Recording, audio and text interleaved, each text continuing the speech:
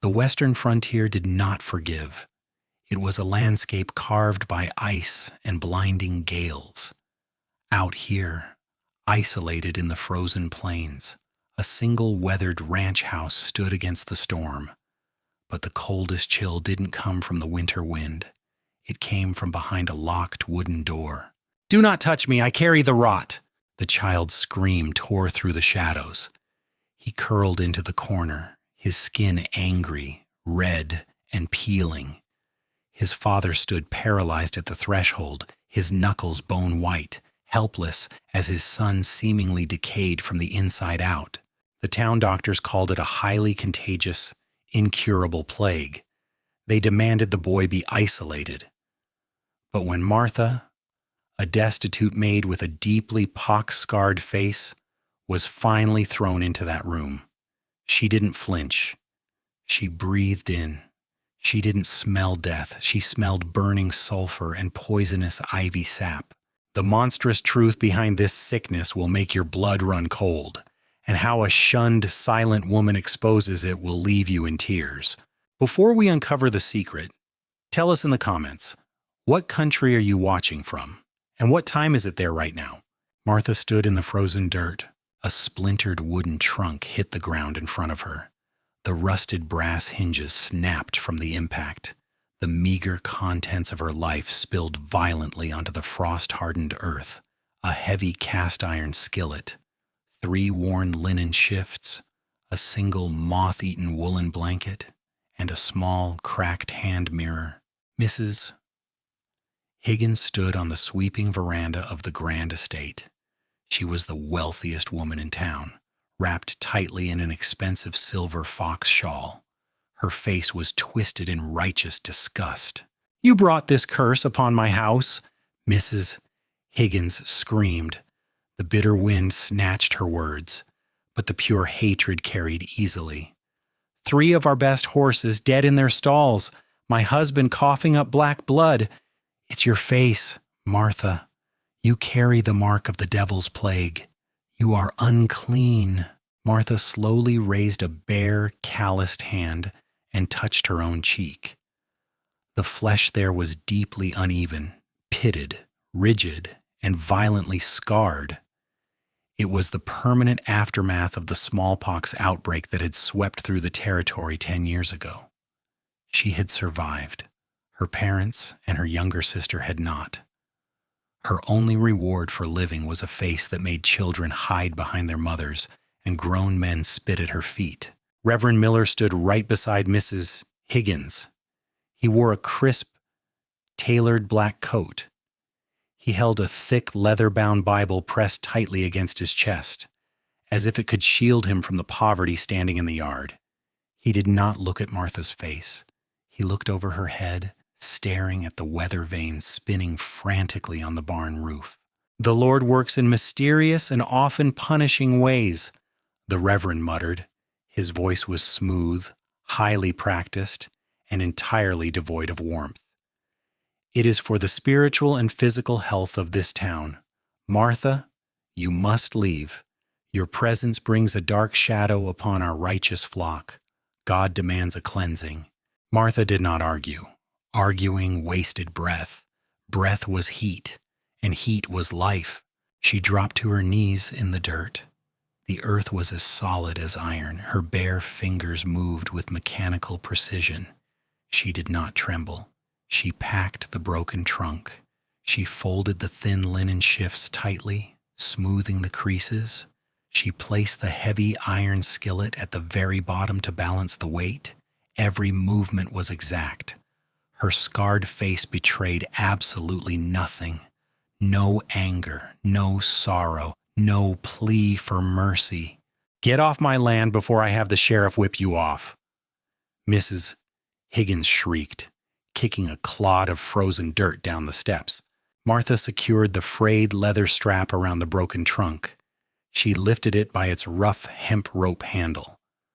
The harsh fibers instantly bit into her palm, rubbing the raw, cold skin. The sharp, localized pain grounded her. She turned her back on the grand estate, the cowardly reverend, and the town that had worked her to the bone for a decade. She had scrubbed their floors until her knuckles bled.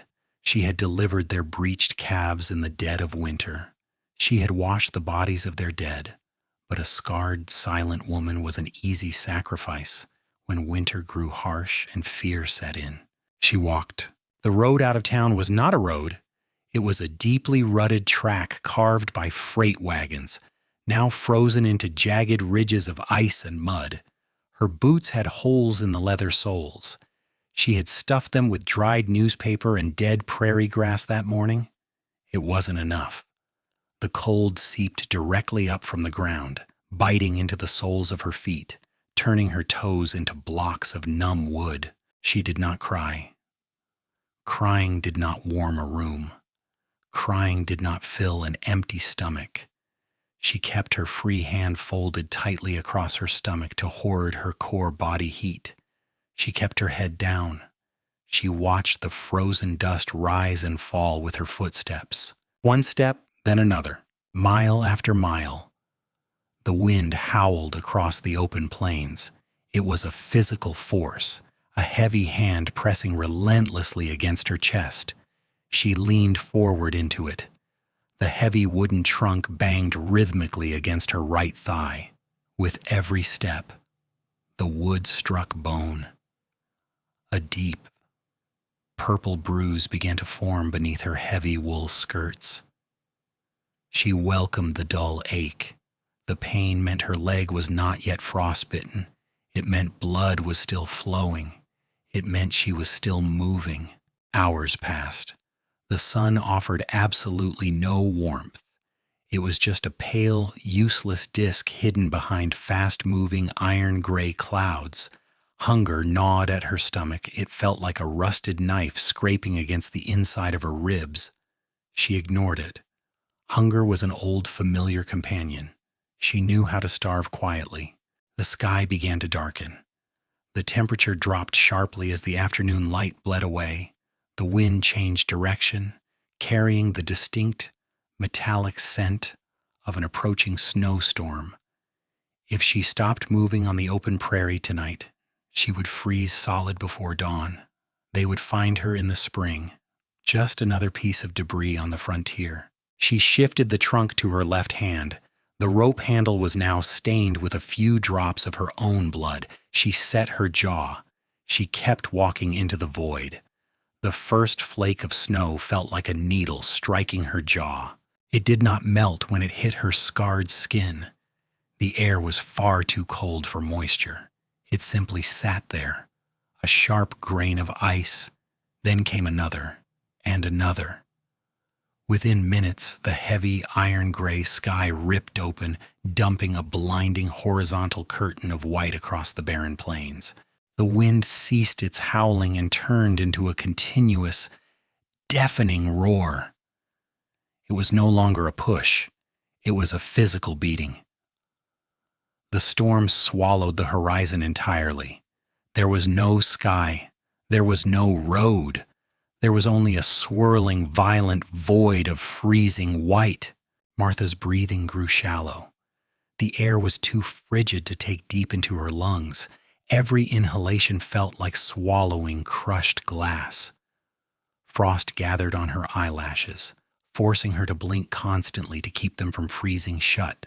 Her right foot was now entirely numb. It had ceased to feel like a part of her body. It was merely a stump of heavy wood striking the earth beneath the snow. The thin newspaper she had stuffed inside her boots had frozen into rigid, solid blocks of ice that ground against her toes with every agonizing step. She could no longer grip the trunk's rope handle. Her fingers were locked, bent into useless claws. She stopped for a brief, dangerous second, using her teeth to drag the frayed hemp rope up and loop it securely around her left wrist. Now, she dragged the trunk behind her like a dead weight.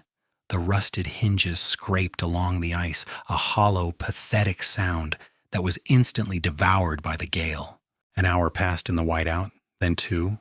Hypothermia is a liar. It is a quiet, treacherous thief. It did not announce itself with shivering. It announced itself with a sudden, overwhelming sense of peace. Martha felt a strange, heavy warmth begin to bloom in her chest. The pain in her legs began to fade. The rusted knife in her stomach stopped scraping. A soft voice in the back of her mind whispered a simple suggestion. Sit down. Just for a minute. The snow is deep. It will block the wind. Just close your eyes for 1 minute. Her knees buckled. She hit the ground. The snow immediately embraced her, soft and deceptively comforting. She closed her eyes. It would be so easy to just let the cold take her, to never have to scrub another floor or endure another look of disgust from a town that hated her face. But then, the image of Mrs. Higgins standing on the porch flashed in her mind. She saw the Reverend's perfectly clean, tailored coat. They expected her to die. They had sent her out here to erase her. Martha's eyes snapped open. She bit down on her lower lip. She bit down hard, grinding her teeth into the flesh until the skin broke. The hot, metallic tang of copper flooded her mouth. The sudden, sharp shock of pain shattered the illusion of warmth. No, she whispered. The wind stole the word, but she felt it in her throat. She forced herself onto her hands and knees. The trunk dragged at her wrist, a heavy anchor trying to pull her back into the grave. She planted one frozen boot, then the other. She stood up. She leaned forward until she was almost falling, letting gravity and sheer stubborn momentum force her feet to move. Through the blinding sheet of snow, a shape slowly began to materialize in the gloom. It was not a light. It was a dense, jagged shadow blocking the wind. As Martha dragged herself closer, the shadow resolved into hard, unyielding angles, a roofline, a perimeter fence. She had reached the edge of a property, but it looked less like a sanctuary and more like a graveyard. The wooden fence posts were weathered to a stark, skeletal gray. The rusted barbed wire strung between them vibrated in the wind, singing a high, mournful note.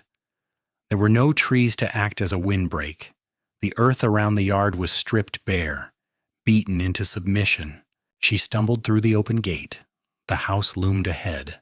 It was a large 2-story structure of unpainted, hardened wood. It looked as though it had been built not to live in, but to wage war against the landscape. It was a place of absolute exile. There were no welcoming touches, no flower boxes rotting on the sills, no lace curtains softening the glass. The windows were bare, dark, and hollow, staring out at the raging storm like the empty eyes of a skull. There was no smoke rising cheerfully from the chimney, just a thin, struggling wisp that was instantly torn apart by the gale. A faint, sickly yellow glow emanated from a single ground floor window on the east side of the house. Martha dragged herself toward the front porch. The wooden steps were coated in a thick, treacherous layer of clear ice. She did not try to walk up them. She crawled. Her bruised knees slammed against the hard wood. She used her last remaining ounce of strength to haul the trunk up onto the sheltered floorboards.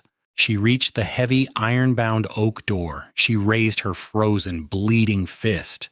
She knocked once, twice. Her legs gave out. The last thing she felt was the hard, unforgiving wood of the porch slamming against her cheek as the darkness finally pulled her under. Heat, that was the first sensation. Not the gentle, comforting warmth of a spring sun, but a dry, aggressive heat that stung her skin. Martha slowly opened her eyes. The world was a blur of rough-hewn timber and flickering orange light. She was lying on a hard wooden floor. Her head rested on a folded canvas sack that smelled faintly of grain and old dust. The deafening roar of the blizzard was gone, replaced by the low, steady crackle of a cast-iron stove radiating heat just a few feet away. Her body screamed as consciousness fully returned. The thawing process was 100 times more agonizing than the freezing. Her fingers and toes burned as if they had been plunged into boiling water. Thousands of invisible needles drove themselves deep into her joints. She clenched her jaw, refusing to make a sound. She carefully flexed her hands. They moved. She had kept her fingers. She rolled onto her side and pushed herself up into a sitting position. Every muscle in her back felt bruised and battered. "You didn't die?" The voice was deep, rough, and entirely devoid of emotion. It sounded like two heavy stones grinding together. Martha turned her head. Sitting at a bare wooden table in the shadows of the room was a man. Arthur. He did not look like a savior. He looked like a man who had been slowly ground down to dust by the frontier. He was tall and broad-shouldered, but his posture was stooped, carrying an invisible, crushing weight. He wore a faded flannel shirt and heavy denim work trousers stained with axle grease and dirt. His face was covered in a thick, unkempt beard. But it was his eyes that caught her attention. They were a pale, washed-out gray.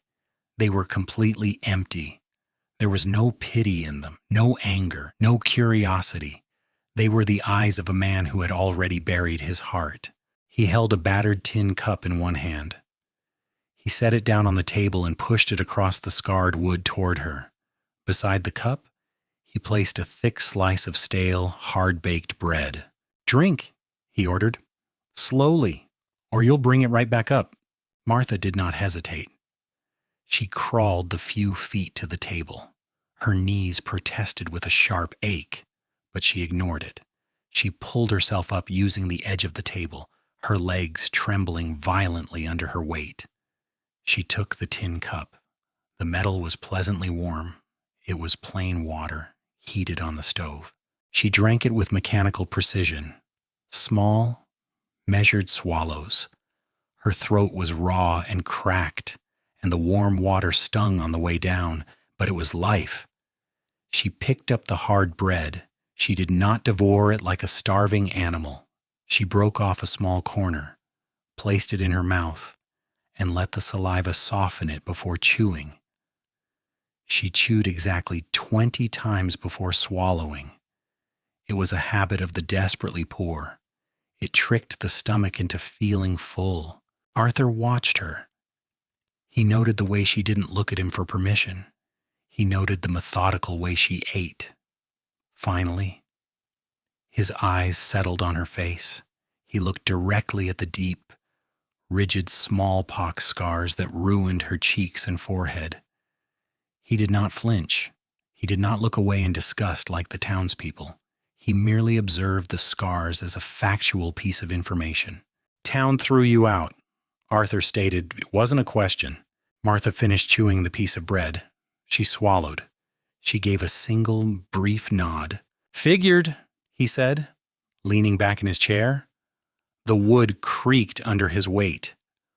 "Only reason a woman walks into a whiteout with a broken trunk. The Higgins woman and the Reverend, they claim they're cleansing the town." He let out a short, humorless breath that might have been a laugh in another life. "Fools. The cold kills more than the devil ever could." He stood up. He towered over her, but his presence wasn't threatening. It was just an immovable fact, like a mountain blocking the path. "I am Arthur," he said. "This is my land. You can stay here until the spring thaw. Not out of charity. I need a worker. My hands are full, and the house is falling to ruin." Martha looked around the room for the first time. The house was large, but it was utterly barren. There were no rugs on the floor, no curtains on the windows, no pictures on the walls. Dust coated the corners. A pile of unwashed iron pots sat in a dry wooden sink. It was not a home. It was a barracks. "You will wash the clothes. You will chop the kindling. You will bake the bread and keep the fire burning." Arthur continued, his voice monotone, reciting terms of a contract. "In exchange, you get a spot on the floor near the stove, and a share of the ration, no wages. I have no coin to spare. I have no—" Martha gave another single nod. The terms were fair. She had worked for less. Arthur took a step closer. The emptiness in his eyes hardened into something sharp and dangerous. "But there are rules," he said, his voice dropping an octave. "You do your work, and you keep quiet. I don't want to hear singing. I don't want to hear complaining. And above all else," he pointed a thick, calloused finger toward a heavy oak door at the far end of the hallway. The door was locked from the outside with a heavy iron latch. "Yeah, you never go near the east room. You don't look at the door. You don't ask what is inside it. If you break that rule, I will throw you back out into the snow myself. Do we have an understanding?" Martha looked at the heavy oak door. Even from here, she could hear it. A faint, terrible sound.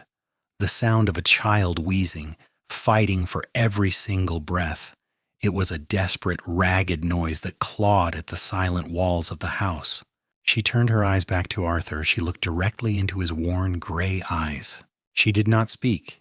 She simply nodded a third time. The contract was sealed in silence.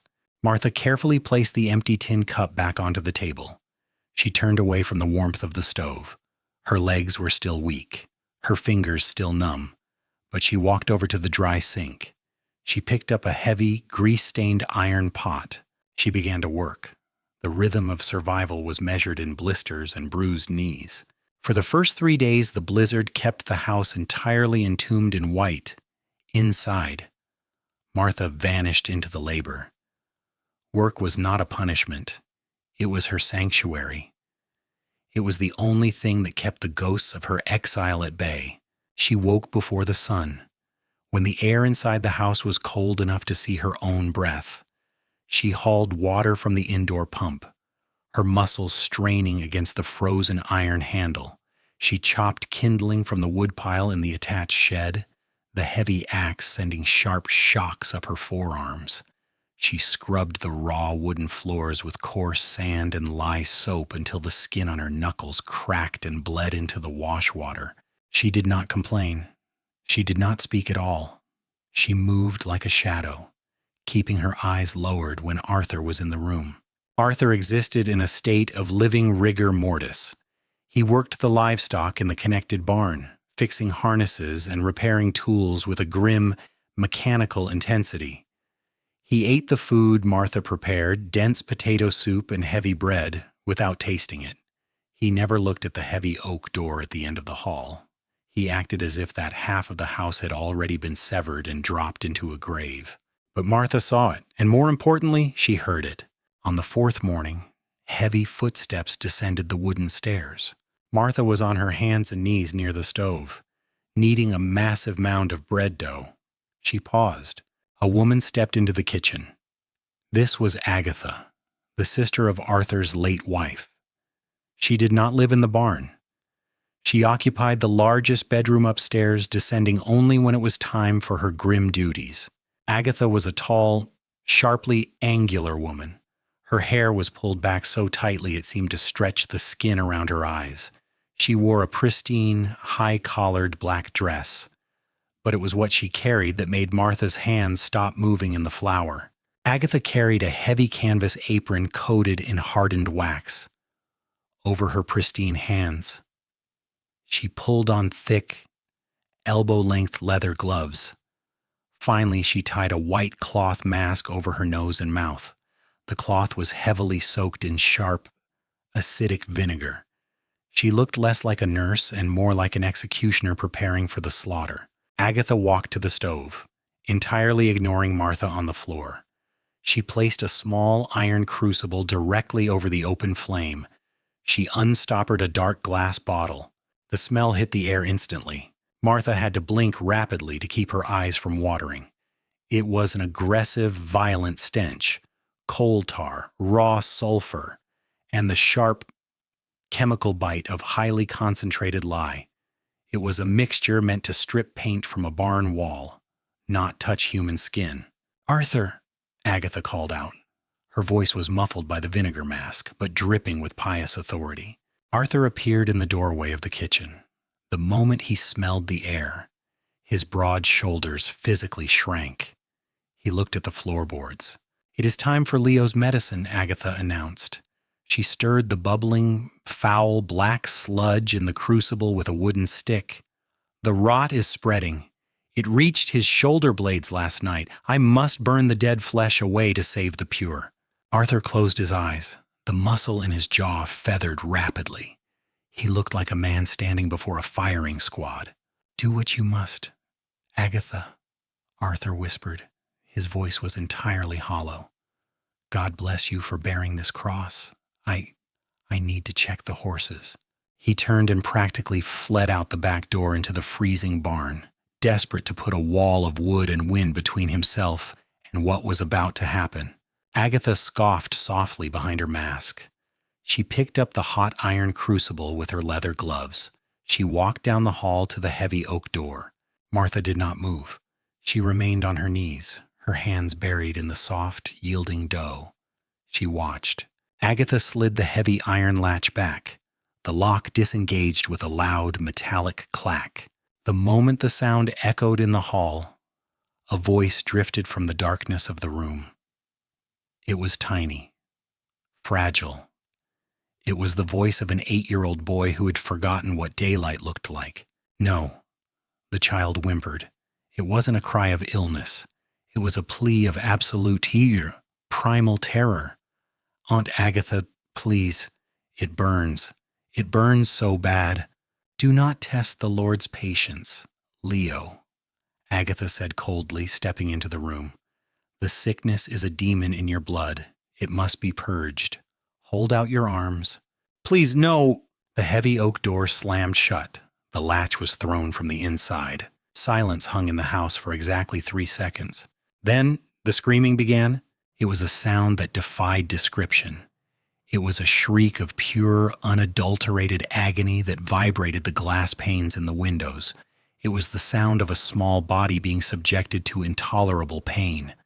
The child thrashed, his cries breaking into ragged, breathless sobs. Martha's hands curled into tight fists inside the bread dough. She drove her knuckles down hard against the wooden board. Punch! Fold! Knead!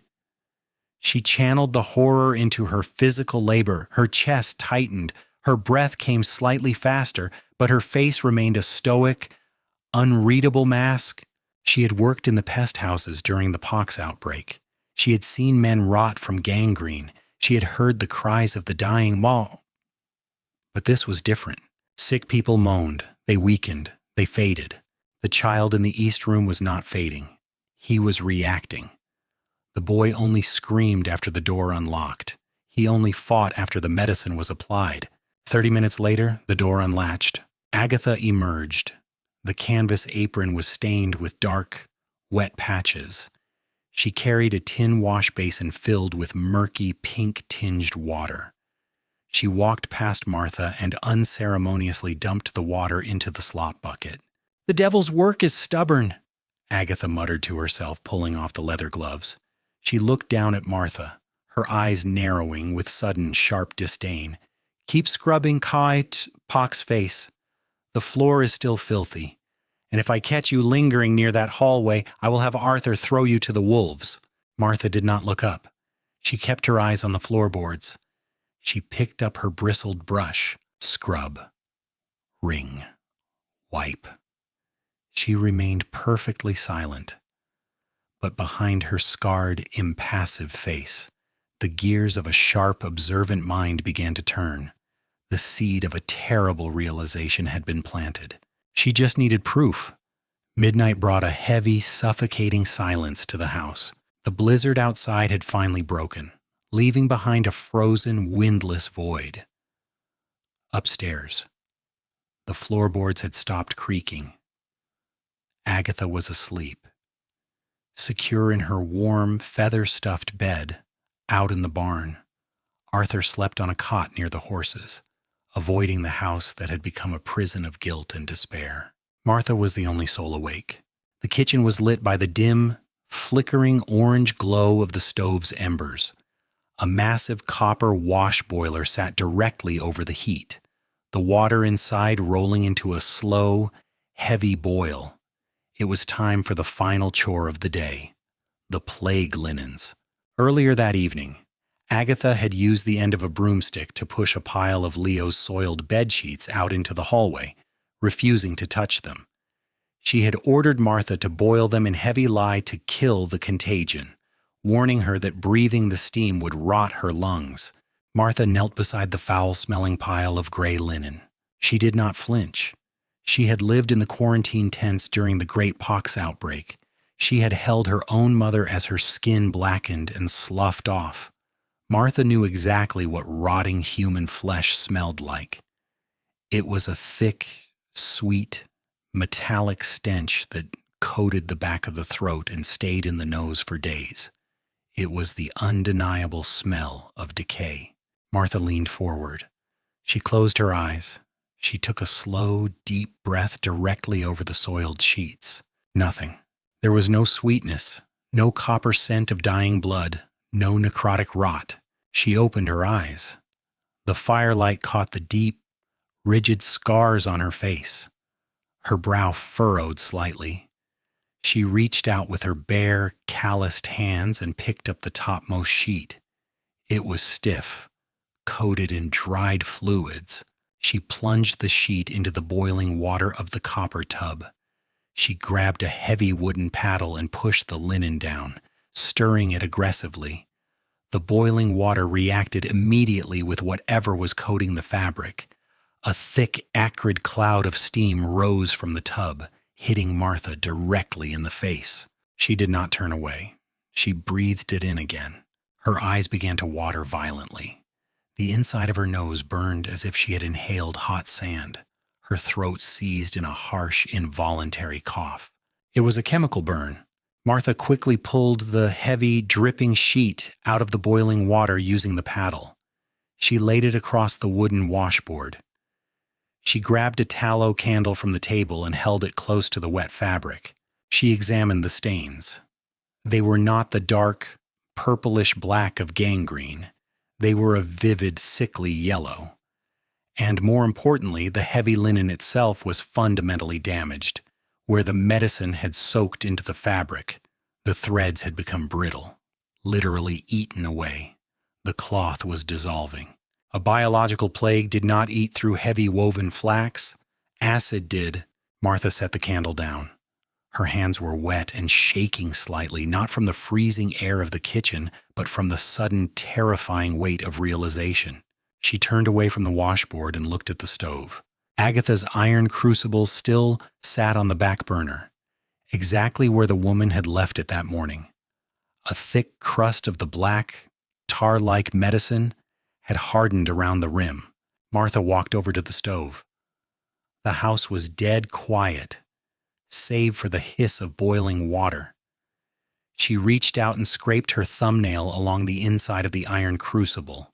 She chipped off a tiny flake of the hardened black sludge. She placed the flake in the palm of her left hand. She added a single drop of hot water from the tin cup on the table. She used her right index finger to crush the flake, smearing it into a paste. She raised her palm to her nose. The smell was highly concentrated, bitter and sharp. Pine tar, used to bind the mixture and make it stick to the skin like glue. Raw sulfur, used to cause aggressive inflammation and heat. Lye flakes, highly corrosive alkaline salts, used to chemically burn through organic matter. And something else, an oily, greenish residue that lingered on the edges of the smear. Martha recognized it instantly from her years working in the dense thickets clearing land. It was the concentrated, extracted sap of poison ivy, urushiol, in its pure form. It caused agonizing, weeping blisters that looked exactly like a violent, flesh-eating plague. Martha wiped her hand frantically on her heavy canvas apron. She rushed to the water pump and pumped cold water over her palm, scrubbing the skin raw with coarse sand to ensure none of the oil remained. She stood frozen over the sink, staring at the dark water draining away. The boy did not have a rotting plague. His lungs were not failing. His flesh was not dying. He was perfectly healthy. Agatha was systematically, deliberately painting a highly corrosive, blistering chemical acid onto the child's skin every single morning. She was wrapping his raw, burned flesh in heavy bandages, allowing the lye and poison ivy to eat into his tissue. Then she would lock the door, leaving him to scream in the dark, entirely isolated from a father who was too terrified of the contagion to check for himself. Why? Martha looked toward the ceiling, where Agatha slept in the largest bedroom. The answer was as old as the frontier itself: land, inheritance, control. If the child died of a tragic plague, the estate would not go to a state orphanage. It would pass to the boy's closest living blood relative on his mother's side, the grieving, pious aunt who had supposedly risked her life to nurse him. It was a perfect, flawless murder, slow, invisible, disguised as divine tragedy. Martha looked down the dark, freezing hallway. At the very end, barely visible in the shadows, was the heavy oak door. The heavy iron latch was firmly engaged on the outside. Behind that door, an 8-year-old boy was lying in pitch darkness. His arms were covered in weeping chemical burns. He believed he was a monster. He believed he was rotting. He believed his father had abandoned him. Arthur's rule echoed in her mind. You never go near the east room, for if you break that rule, I will throw you back out into the snow myself. Martha slowly untied the heavy, wet apron from her waist and dropped it onto the floor. She did not fear the snow. She did not fear Arthur. She had survived the pox. She had survived the exile. She had nothing left to lose, which made her the most dangerous thing in this house. Martha picked up a clean wooden bucket. She walked to the pump and filled it with pure, ice-cold water. She grabbed a stack of clean, soft cotton rags she had boiled and dried the day before. She did not make a sound as she walked down the dark hallway. She stopped in front of the heavy oak door. She placed the bucket of water on the floorboards. She reached up, her scarred hands gripping the freezing metal of the iron latch. She pulled it back. The heavy oak hinges did not squeak. Martha had oiled them 2 days ago with rendered pork fat, anticipating this exact moment. She stepped over the threshold into the east room. She pulled the door shut behind her, sealing herself inside the dark. The air in the room was thick, stagnant, and suffocating. The single window had been completely boarded over with thick pine planks, entirely blocking out the sun. It was a tomb for the living. The smell of the lye, sulfur, and pine tar was so concentrated here that it coated the back of Martha's throat with a bitter, metallic taste. She held a single tallow candle. The weak orange flame pushed the shadows back just enough to reveal a narrow iron bed. The bed was empty. The sheets were pulled entirely off the mattress or dragging on the floor. Martha lowered the candle. She scanned the floorboards. In the farthest, darkest corner of the room, wedged between a heavy wooden wardrobe and the wall, was a small, shivering mass.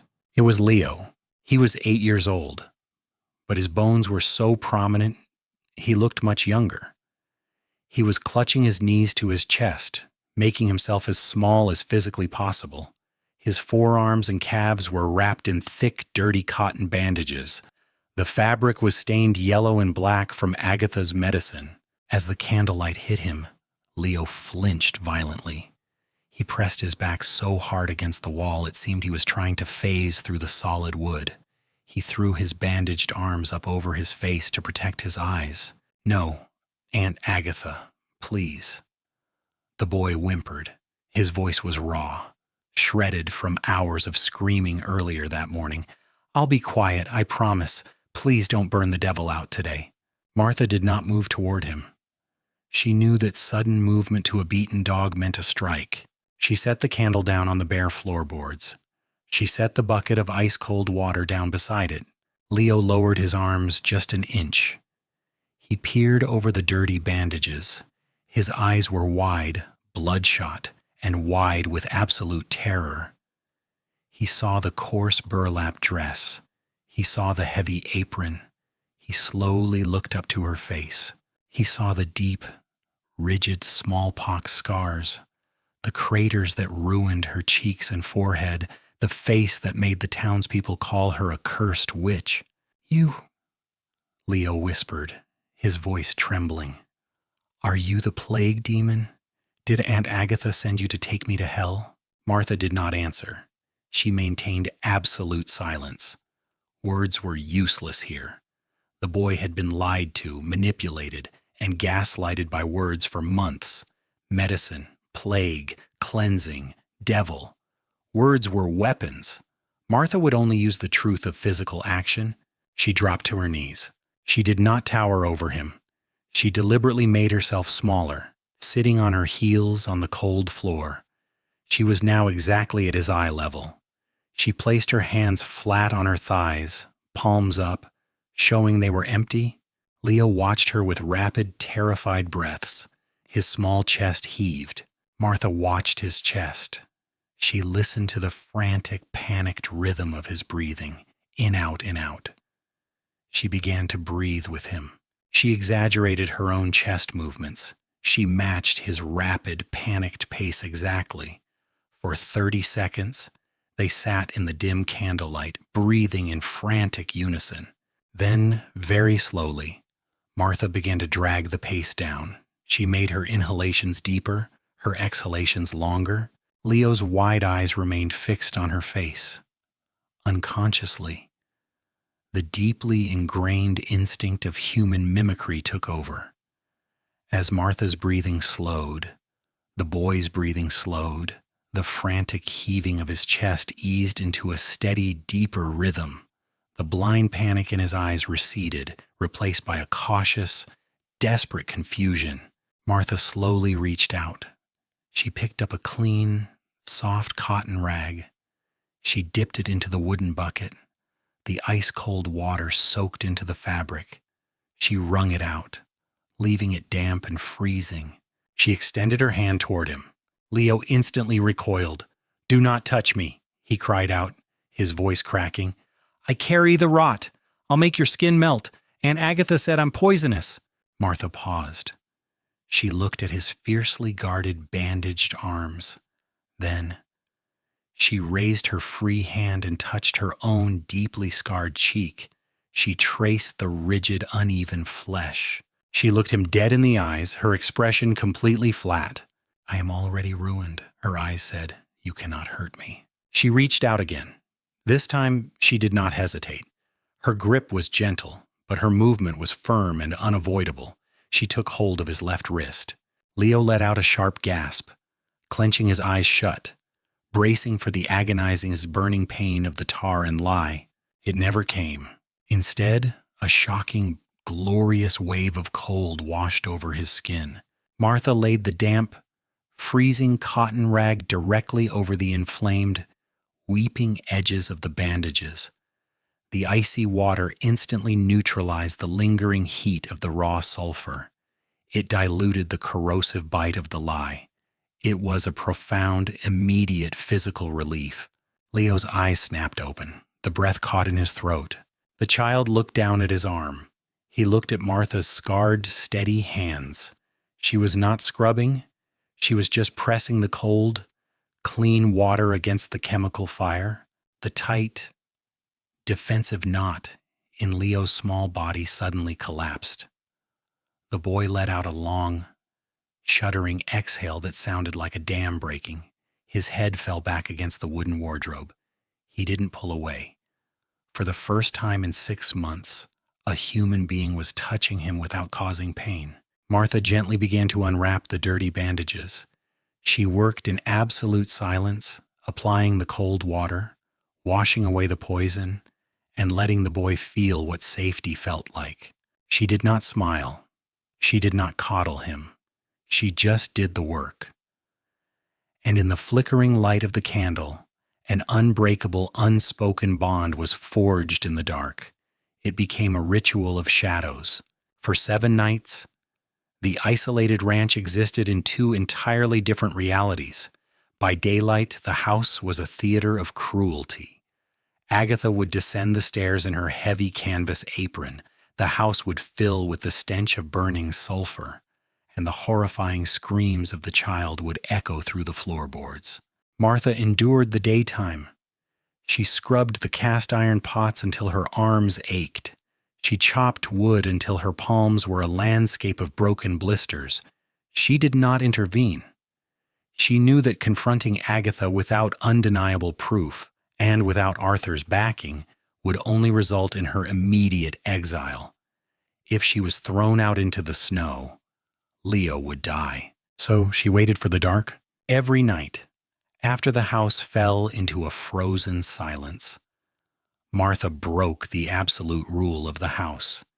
She unlatched the heavy oak door. The transformation in the east room was slow, measured in increments of scraped skin and quiet breaths. Martha's medicine was brutally simple: pure, ice-cold water to flush the alkaline lye from the boy's pores, clean, boiled cotton rags to wrap the wounds, and pure, rendered beef tallow, stolen from the kitchen stores, to soothe the severe chemical burns caused by the poison ivy sap. She also brought life. Agatha had convinced Arthur that the disease meant the boy's stomach was rotting. She only allowed him to be fed a thin, watery gruel once a day, effectively starving him to keep him weak and compliant. Martha brought solid food. She hid roasted potatoes in the deep pockets of her apron. She saved the best, most tender cuts of boiled beef, wrapping them in wax paper. On the 5th night, she sat on the floor beside the iron bed. Leo did not cower in the corner anymore. He sat on the edge of the mattress, waiting for her. Martha handed him a thick slice of warm, buttered bread. Leo took it with trembling hands. He didn't eat it like a boy. He devoured it like a starved wolf, shoving it into his mouth, his eyes darting toward the door as if someone might snatch it away.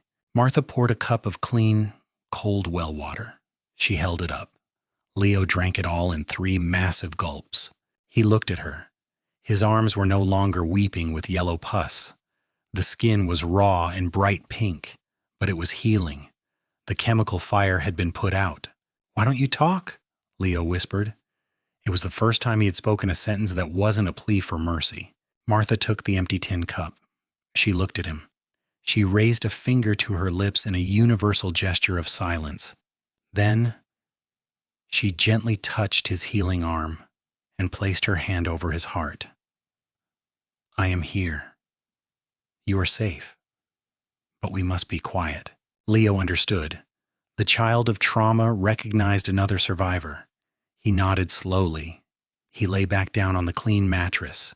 Within minutes, the heavy, nourishing food pulled him into a deep, silent sleep. On the 8th night, the ritual broke. Martha was kneeling beside the bed. She had just finished applying the pure tallow to Leo's right shoulder. The boy was already fast asleep, his breathing deep and rhythmic.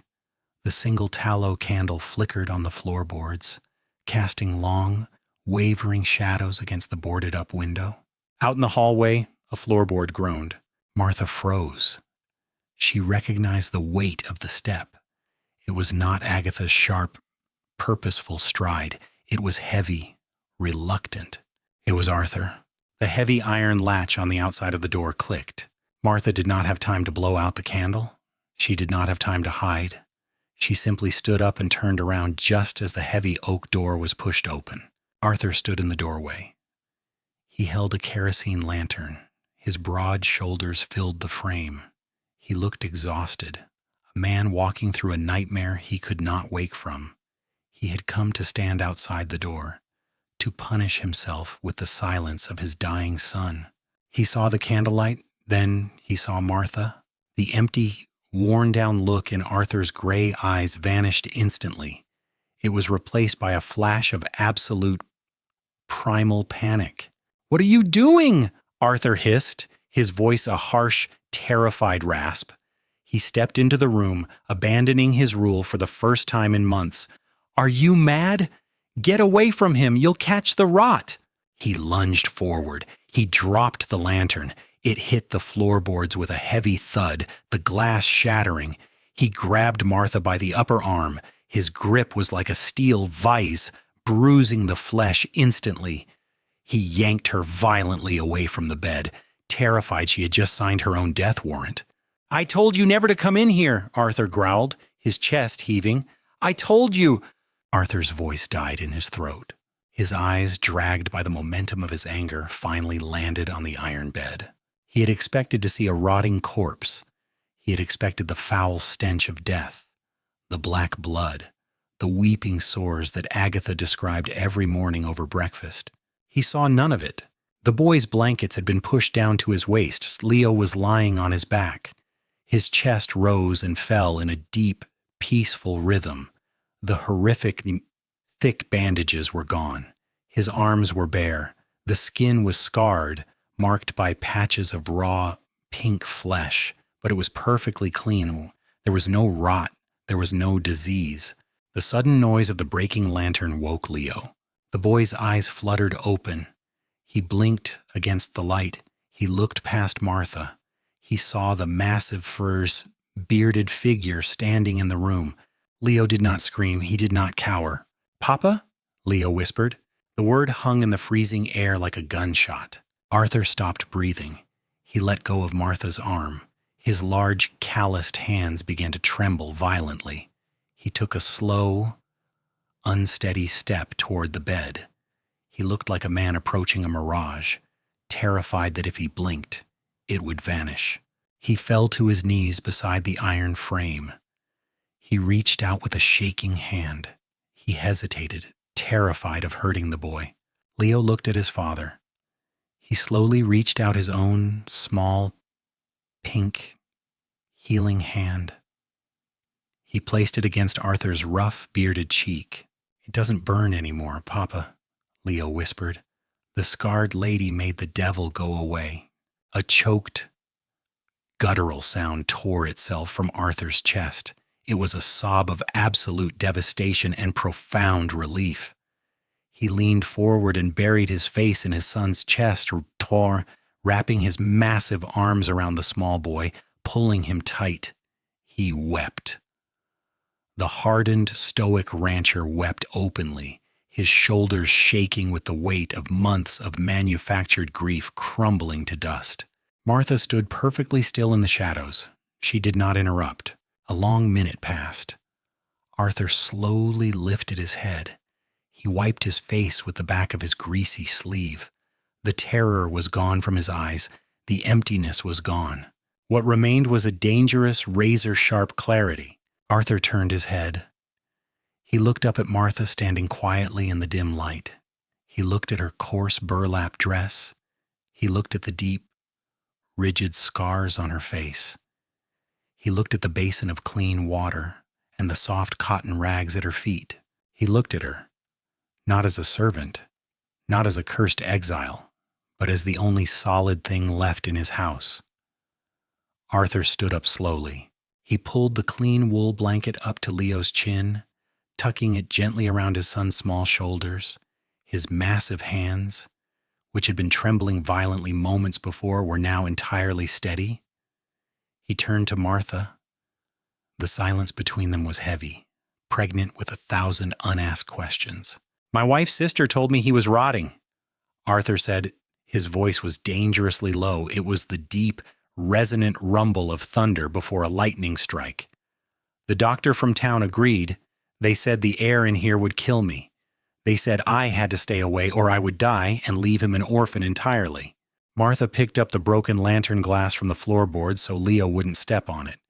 She did not look at Arthur. "Show me," Arthur commanded. It was not a request. Martha nodded.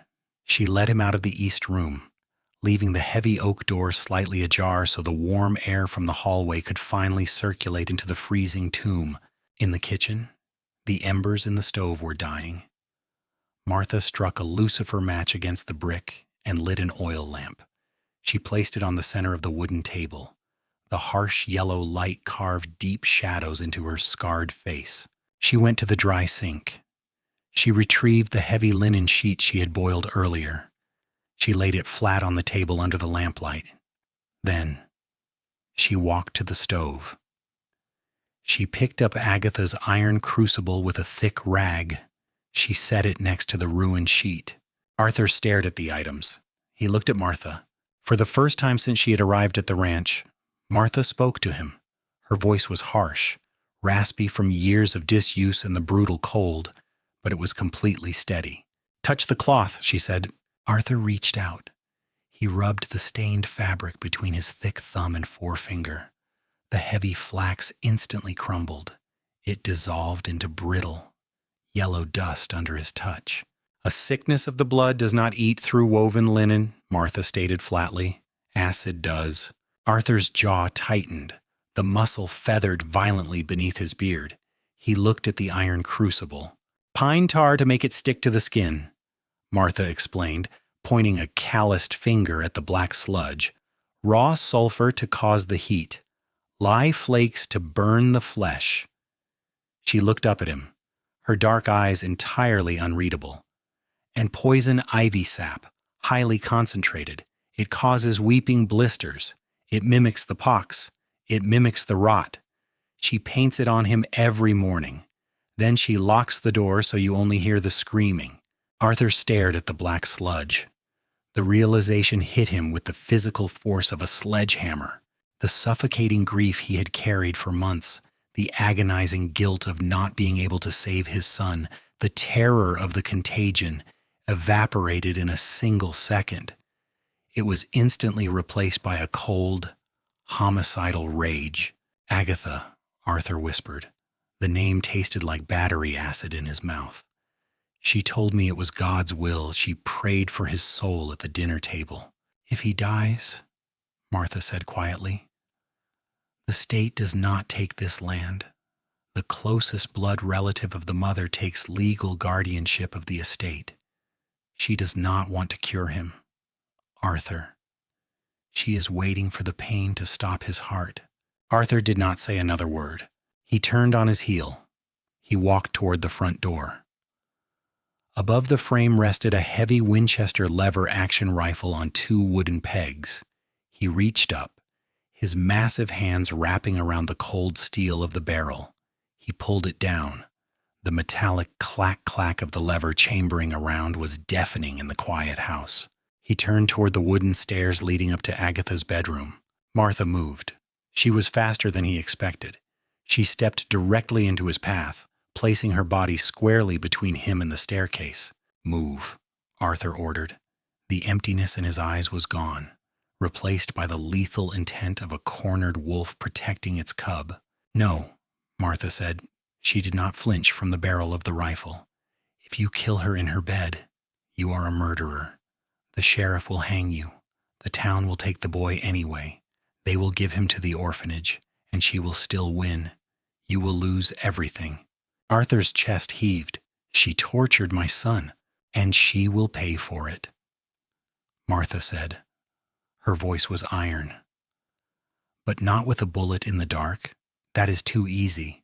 She wants to use the law to steal this land. We will use the law to crush her." Arthur stared down at the scarred, stoic woman standing in his way. She was half his size, a penniless exile who had been thrown away by the world, but she stood before him like an impenetrable fortress. "The snow has stopped," Martha noted, glancing toward the kitchen window. The first pale, gray light of dawn was beginning to bleed over the frozen horizon. "She has sent letters to the town. The roads will be clear enough by noon. She will make her move today. Let her." Arthur slowly lowered the barrel of the rifle. He looked at Martha, truly seeing the sharp, calculating intellect behind her scarred visage. "What do you need me to do?" Arthur asked. The question was a profound surrender. The master of the house was yielding to the maid. Martha reached into her heavy canvas apron. She pulled out a small, heavy iron padlock she had found in the barn the day before. "We let her think she has won," Martha said. "We let her open the door." The sun rose over the frozen plains like a piece of hammered iron. The blizzard had finally blown itself out, leaving behind a blinding white, brilliant landscape of undisturbed white. The wind was dead. The silence was absolute. Inside the ranch house, the atmosphere was suffocating. It was a theater of war. but only 2 people knew the battle lines had been drawn. Agatha descended the wooden stairs at precisely 7 o'clock. She wore her pristine, high-collared black dress. She walked to the kitchen window and looked out at the clear, frozen road stretching toward town. A slight, predatory smile touched her thin lips. The weather was perfect for her purpose. She turned and walked to the stove. She did not notice Martha silently washing an iron skillet at the dry sink. She did not notice that her heavy iron crucible had been scrubbed completely clean the night before. Agatha simply reached for her bottles. She began mixing the black sludge, pine tar, raw sulfur, lye flakes, poison ivy sap. She stirred the highly corrosive mixture with a wooden stick, entirely unaware that the scarred maid standing 10 feet away knew exactly what she was brewing. Arthur sat at the kitchen table. He was a masterful actor born of pure, suppressed rage. He slumped his broad shoulders. He let his head hang heavy. He stared blankly at his empty tin cup. He looked exactly like a broken man, perfectly playing the role of the terrified, defeated father. Agatha looked at him with veiled contempt. She tied her vinegar-soaked cloth mask around her face. "The roads are clear." "Arthur," she announced, her voice muffled but sharp. "I expect the visitors from town shortly. I pray you do not make a scene. It is for the boy's own good." Arthur did not answer. He just stared at his cup. An hour later, the sharp crunch of heavy wooden wheels on frozen snow broke the silence of the yard. A black carriage, drawn by 2 exhausted horses, pulled up to the front porch. The door opened. 2 men stepped out into the biting cold. Martha recognized them instantly through the frosty window pane. Sheriff Miller, wearing a heavy buffalo hide coat, looking deeply uncomfortable, and Dr. Vance, the town's esteemed physician, the same man who had stood beside the Reverend and Mrs. Higgins when Martha was thrown out into the storm. He carried a black leather medical bag and held a thick handkerchief pressed tightly to his nose. Terrified of breathing the infected air, Agatha opened the front door. "Thank you for coming, gentlemen. The Lord's work cannot wait for the thaw." She ushered them into the barren kitchen. The men kept their distance from Arthur, and they completely ignored the scarred maid scrubbing a pot in the corner. Dr. Vance spoke first, his voice nasal through his handkerchief. "Mrs. Higgins received the letter you sent before the storm. Agatha. We came as soon as the road allowed. You stated the boy's condition has become critical. He is rotting from the inside out. Doctor." Agatha lied seamlessly, her voice dripping with pious sorrow. "The contagion has spread to his throat. He screams all night.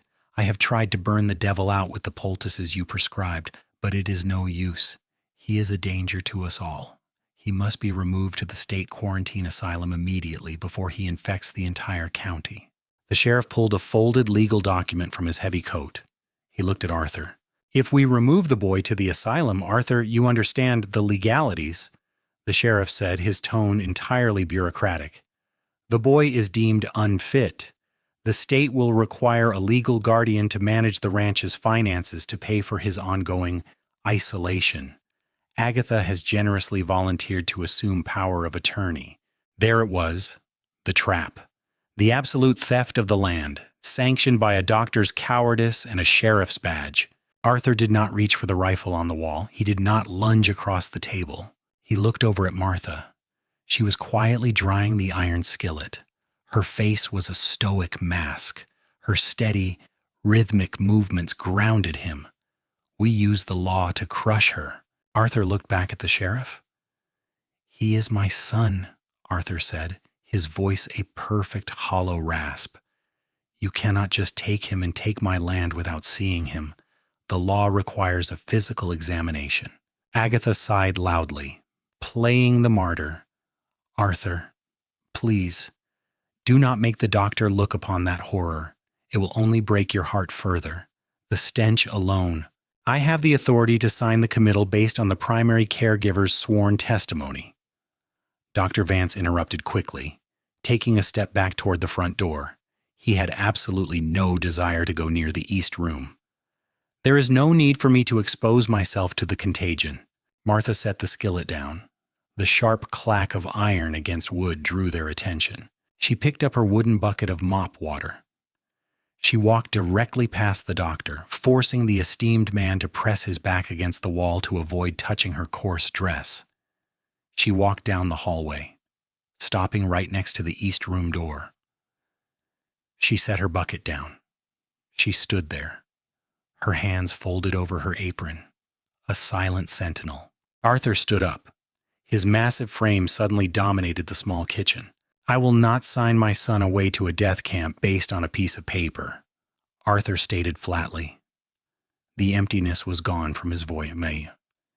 If you want him, Sheriff, if you want the estate, Agatha, you go to that door, you open it, and you look the boy in the eye. Agatha's pride swelled. She believed she held every card in the deck.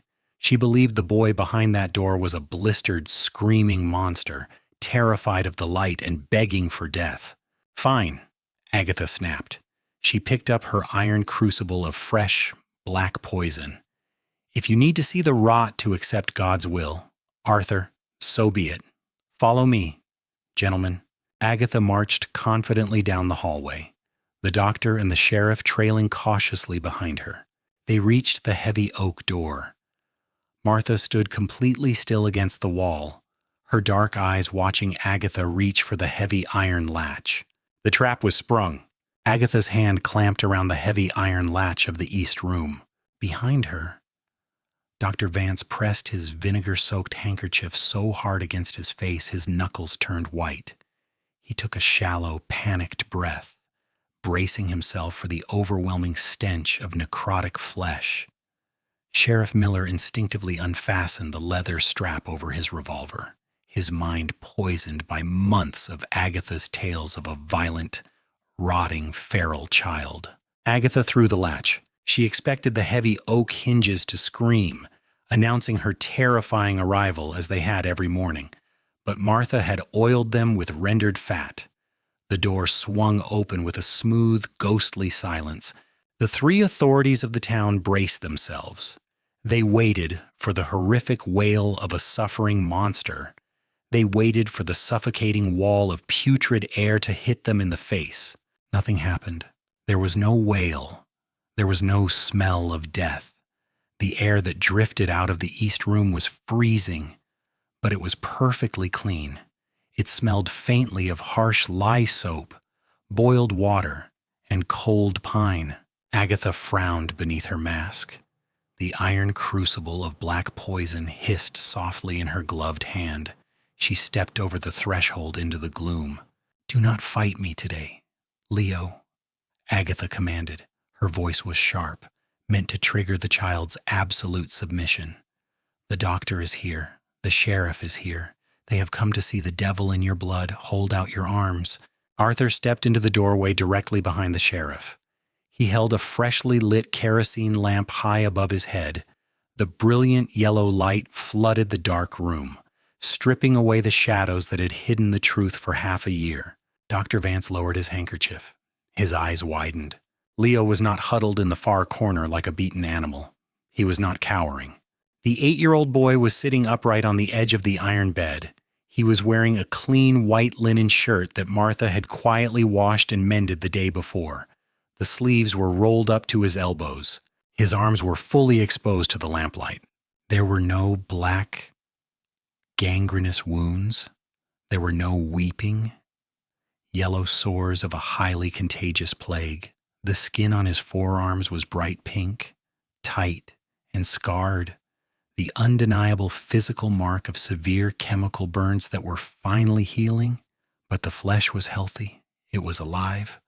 The sheriff stared at the boy. He looked at the clean bed sheets. He looked at the bare floorboards. He slowly took his hand off his revolver. Agatha, the sheriff said. His bureaucratic tone wavered, replaced by deep, genuine confusion. Where is the rot? Agatha froze.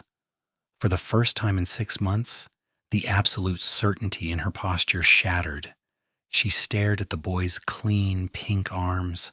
She looked at the iron crucible in her hand, the black sludge bubbling with toxic heat. Panic, sharp and cold, pierced her chest. The flawless murder was unraveling before her eyes. It is a trick of the devil, Agatha stammered, her voice rising in sudden hysteria. She lunged toward the bed, raising the smoking crucible. He is hiding it. The rot is under the skin. It must be burned out. Hold still, you wretched boy. She reached for him with her heavy leather gloves. 6 months ago, Leo would have screamed. He would have curled into a ball and accepted the agonizing fire. But last night, a scarred woman had held his hand in the dark and showed him he was not a monster. Leo did not scream. He did not flinch. The boy stood up. He planted his bare feet on the cold floorboards. He looked directly at the boiling black sludge in his aunt's hand, and then he looked up into her panicked eyes. "That is not medicine," Leo said. His voice was small, but it was incredibly clear. It did not shake. "That is the fire. You put the fire on me so I would scream. I am not sick, Aunt Agatha." Dr. Vance gasped. He was a coward, but he was a man of anatomy. He stepped past the sheriff, his medical bag bumping against the doorframe. He grabbed Leo's arm. He didn't bother with his handkerchief. He ran his thumb over the tight, pink flesh. "These are burns," Dr. Vance whispered, the horror dawning on his face. "These are topical chemical burns. They are days into the healing process. There is no systemic infection here. There never was." The doctor turned his head slowly. He looked at the bubbling black tar in Agatha's crucible. Agatha realized she had lost the medical high ground. The physical evidence of her crime was literally in her hands. If she could not prove the boy was sick, she had to prove the house was corrupted. She desperately needed a scapegoat to survive the noose. She spun around. Her eyes bypassed Arthur and locked onto the figure standing quietly in the hallway. "Martha." "Her!" Agatha shrieked. She pointed her wooden stirring stick directly at Martha's scarred face. The mask of the pious, grieving aunt completely ripped away, revealing the desperate, vicious, cornered animal underneath. "The pox-faced witch! You all said it yourselves. She carries a curse." Agatha marched toward the door, spewing venom, trying to divide the room. "She brought her dark magic into this house. She has bewitched the boy's mind. She washed the rot away with her filthy rituals to steal this land from its rightful blood. Arrest her, sheriff. She is poisoning my brother-in-law's mind." Agatha raised her hand, prepared to strike Martha across her scarred face with the heavy leather glove to assert her dominance. She never made contact. Arthur moved. He did not shout. He did not raise his voice. He simply stepped forward and placed his massive, grease-stained hand directly over Agatha's wrist. His grip was absolute iron. He stopped her arm mid-air. The silence in the hallway shattered like glass. Arthur gripped her wrist. He squeezed. The heavy leather glove groaned under the immense pressure of his hand. Agatha gasped in shock and sudden pain. Her fingers involuntarily opened. The iron crucible slipped from her grasp. It hit the floorboards with a heavy clang. The boiling black sludge splattered across the wood. Instantly, the harsh, corrosive chemicals began to eat into the pine planks, hissing and smoking, leaving a charred, pitted scar on the floor.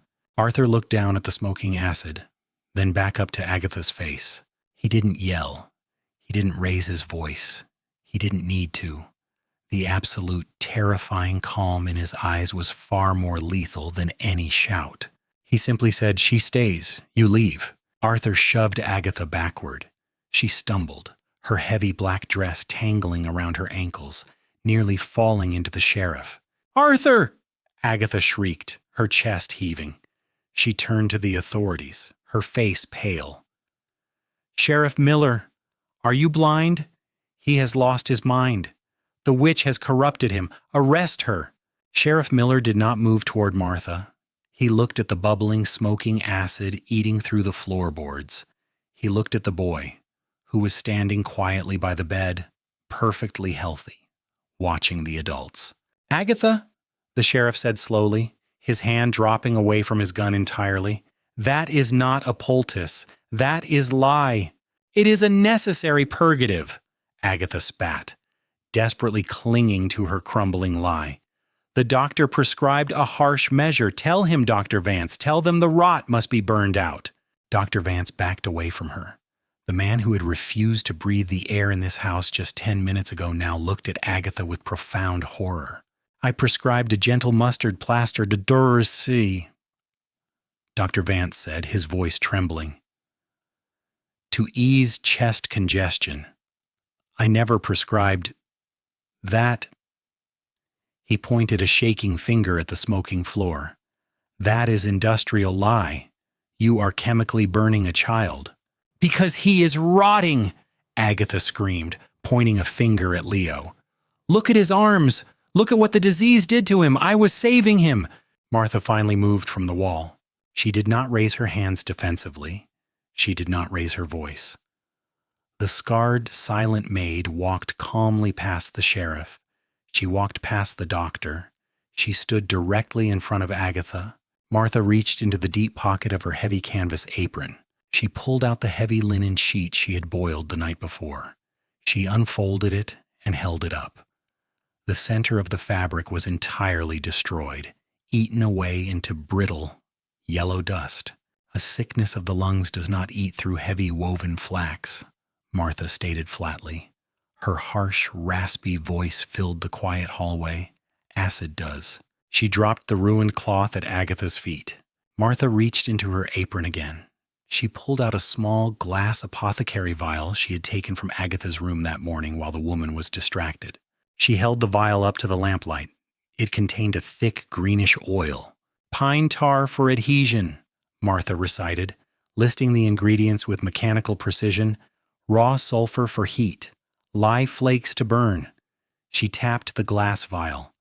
"And concentrated urushiol, the extracted oil of poison ivy."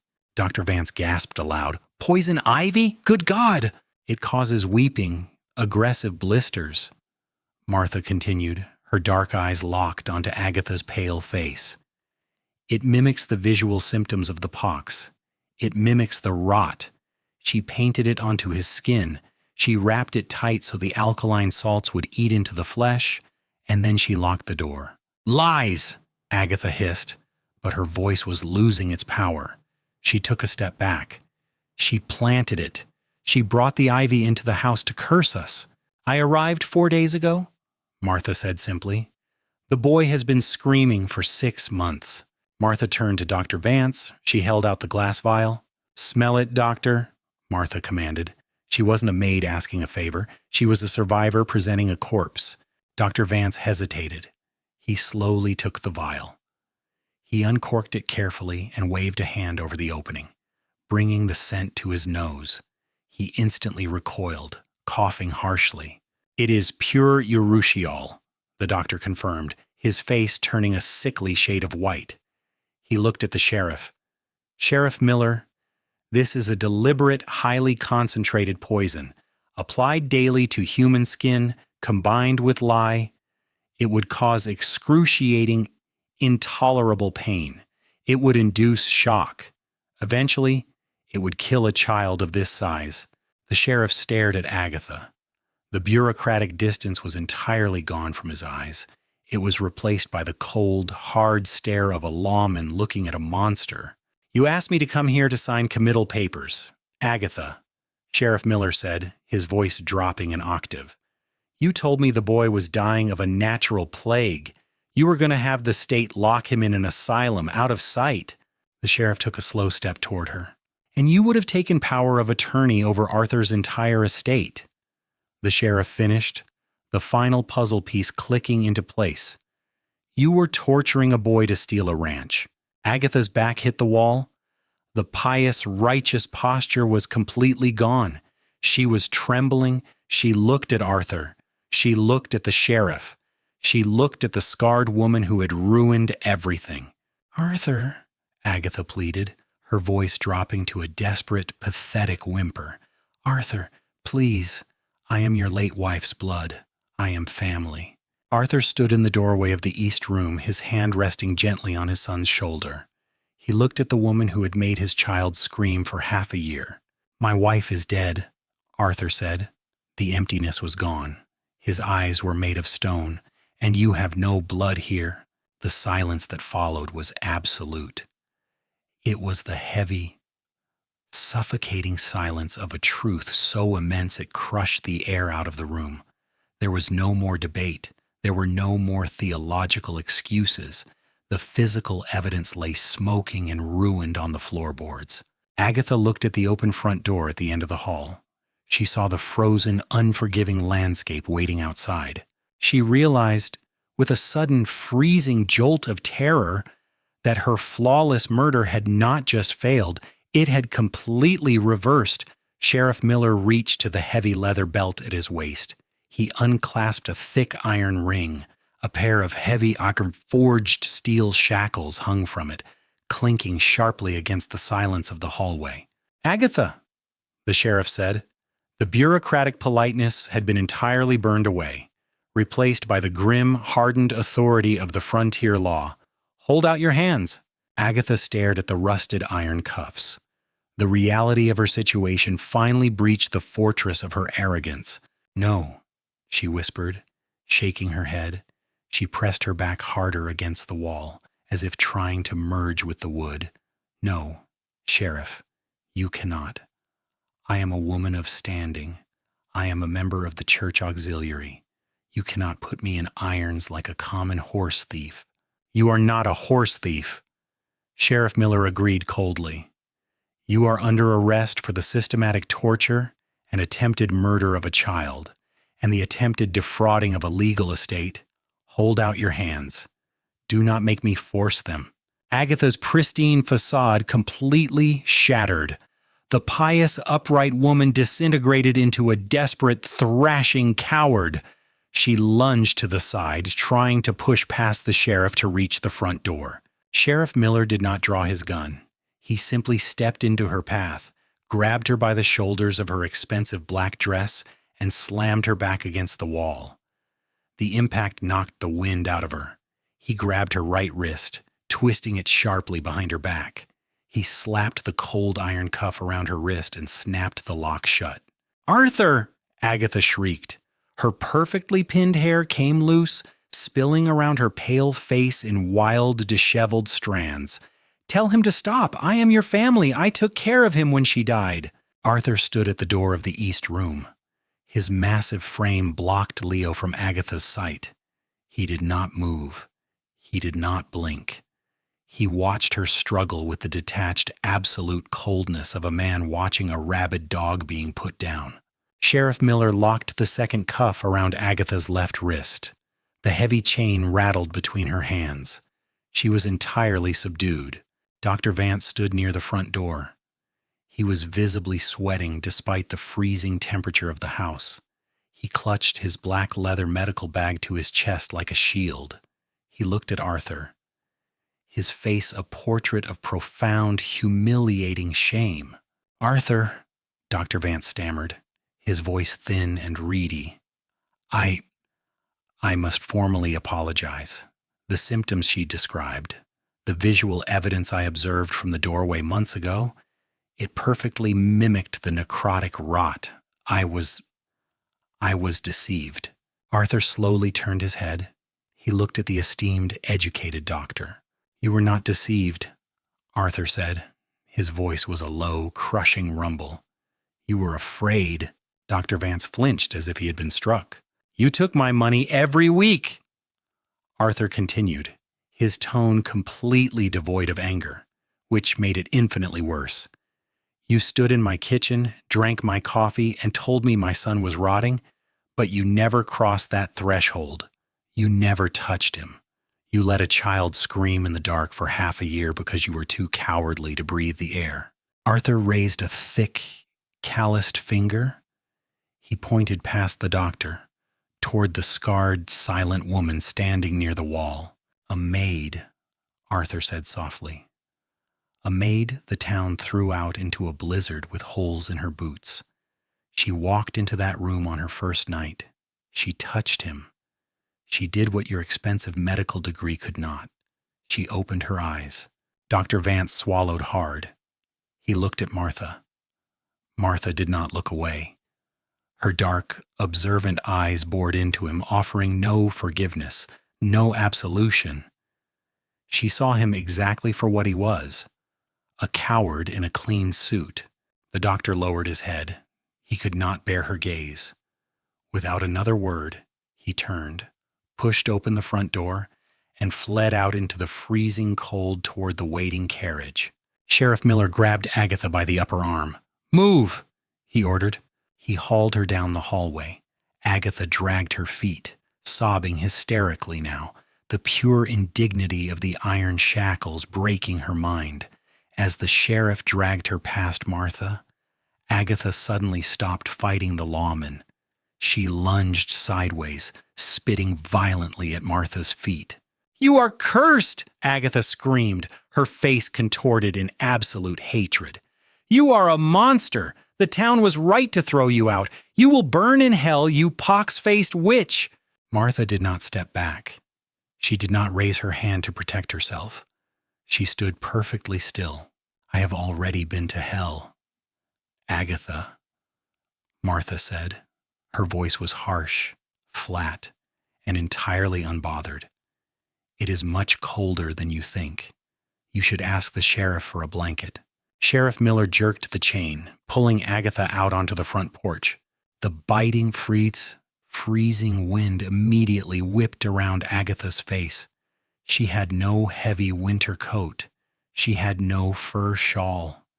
She was shoved out into the exact same brutal, unforgiving frontier weather that she had gleefully sent Martha into just a few days prior. The sheriff forced her down the icy steps and shoved her into the back of the black carriage. He climbed up to the driver's bench. He snapped the reins. The heavy wooden wheels crunched against the snow. The carriage turned around in the yard and began the long, slow drive back to town. Martha walked to the open front door. She stood on the threshold, watching the black carriage shrink into a tiny speck against the vast, white void of the plains. She reached out and grasped the heavy iron handle. She pulled the door shut. The heavy latch dropped into place with a solid, definitive thud. The external storm was over. The house was sealed. The authorities were gone. The threat was entirely neutralized. Martha turned around. The long hallway was quiet. The stench of sulfur and burning tar was finally dissipating, drawn up the chimney by the draft. At the far end of the hall, the heavy oak door of the east room stood wide open, welcoming the morning light. Arthur stood there, beside him. Leo stepped out of the room. The boy did not cower. He did not hide his arms. He stood in the light of his own home for the first time in 6 months. They looked at Martha. Part 5, Act 4, The Climax and the Stand, Part 5.4. Word count, approximately 910 words. The front door remained closed. The silence that settled over the house was entirely different from the suffocating dread that had plagued it for months. It was not heavy. It was hollow, clean, and waiting to be filled with something new. Arthur looked down at Leo. The boy was squinting, his eyes unused to the bright, natural light reflecting off the snow outside the kitchen window. Arthur knelt on the hard floorboards. He didn't offer a dramatic apology. He didn't weep again. He simply reached out and ran his thick, calloused fingers gently through his son's hair. Arthur stood up. He walked past Martha into the kitchen and opened the heavy wooden toolbox kept under the dry sink. He bypassed the hammers and wrenches. He pulled out a 2-foot solid iron crowbar. He walked back down the hallway, straight into the east room. Martha followed quietly, stopping at the threshold. Leo stayed close to her side, watching his father. Arthur stepped up to the window. The thick pine planks Agatha had nailed over the glass entirely blocked out the horizon. Arthur wedged the flat iron edge of the crowbar under the lip of the first board. He gripped the steel shaft with both hands and leaned his massive weight back. Screech. Crack. The rusted nails groaned violently against the dry wood. The board snapped free, falling to the floorboards with a heavy clatter. A sharp, brilliant sliver of blinding white sunlight pierced the gloom, cutting through the stagnant air like a knife. Arthur didn't pause. He wedged the heavy iron bar again. He tore the second board down, then the third. He was not just removing wood, he was physically dismantling a tomb. The exertion was his catharsis. Sweat beaded on his forehead despite the freezing temperature of the room. The muscles in his broad back strained against the flannel of his shirt. With one final violent heave, he ripped the last stubborn plank away from the frame. Brilliant, unfiltered morning sun flooded the east room. It illuminated the dust motes dancing in the air. It revealed the bare, sad walls and the ruined floorboards near the door where the acid had burned its mark. Arthur threw the iron crowbar onto the floor and it clanged loudly, a sound of absolute finality. He turned his attention to the heavy oak door. He pulled a thick iron screwdriver from his pocket. He didn't just unlatch the lock. He dug the metal tip into the screws holding the heavy iron casing to the wood. He twisted, his knuckles turning white, until the screws stripped out. He pulled the entire locking mechanism out of the door frame. Arthur walked over to the exposed window. He hurled the heavy iron lock far out into the deep snow of the yard. It sank instantly, buried forever. The door would never be locked from the outside again. Martha stepped over the threshold. She carried her wooden bucket and a coarse, stiff-bristled brush. "The floor needs scrubbing," Martha said. Her voice was harsh, flat, and entirely normal. It was exactly what the moment demanded. Not a grand, emotional declaration, but a grounding return to the necessary labor of living. Arthur looked at her. The tight, severe lines around his mouth softened. The corners of his eyes crinkled slightly, and it wasn't a full smile, but it was the closest thing his face had managed in half a year. "I will carry the mattress outside," Arthur replied, his voice steady. "It needs the hard frost to kill the stale air." They worked. They did not speak. For the next 2 hours, they systematically tore the sickness out of the room. Martha scrubbed the acid burns on the pine floor with sand and clean water until the wood was white, raw, and completely neutralized. Arthur hauled the heavy iron bed frame out to the front porch, beating the dust out of the metal springs with a broom handle. Even Leo helped. The boy walked back and forth, carrying clean, folded blankets from the laundry basket to the kitchen chair, making himself useful, proving to himself that his legs worked and his lungs were clear. By noon, the east room was entirely empty. The window was propped wide open, letting the biting, clean winter wind scour the walls.